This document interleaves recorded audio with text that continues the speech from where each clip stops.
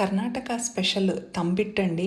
చాలా హెల్దీ లడ్డు. శివరాత్రికి అయితే తప్పకుండా చేస్తారు. ట్రై చేయండి. టేస్ట్ కూడా చాలా బాగుంటుంది. దీనికోసం వేరుశనగ పప్పు అలాగే నువ్వులు సెపరేట్గా డ్రై రోస్ట్ చేసి పెట్టుకోవాలి. ఒక కడాయిలో కొంచెంగా బెల్లం తురుము వేసుకుని నీళ్లు పోసుకుని బెల్లం కరగనిస్తే చాలు, పాకం అవసరం లేదు. పుట్నాల పప్పు మిక్సీలో వేసి మెత్తని పౌడర్ చేసుకోవాలి. ఈ పౌడర్లోకి ఎండు కొబ్బరి తురుము అలాగే వేయించుకున్న నువ్వులు, వేరుశనగ పప్పును మాత్రం కొంచెంగా క్రష్ చేసి వేసుకుందాము. ఇలాచీ పౌడర్ కూడా వేసుకుని ఈ కరిగించుకున్న బెల్లం నీళ్లు ఉన్నాయి కదా, వీటిని కలుపుకుంటూ ఉండలు చుట్టుకోవాలి. పాకం అనేది అవసరం లేదు. ఒకేసారి పొయ్యొద్దండి బెల్లం వాటరు. కొంచెం కొంచెంగా పోసుకుంటూ ఉండ చుట్టుకోండి. ఎండు కొబ్బరి తురుముతో కదా వారం రోజుల పైన నిలవ ఉంటాయండి. టేస్ట్ చాలా బాగుంటుంది, హెల్త్కి కూడా మంచిది.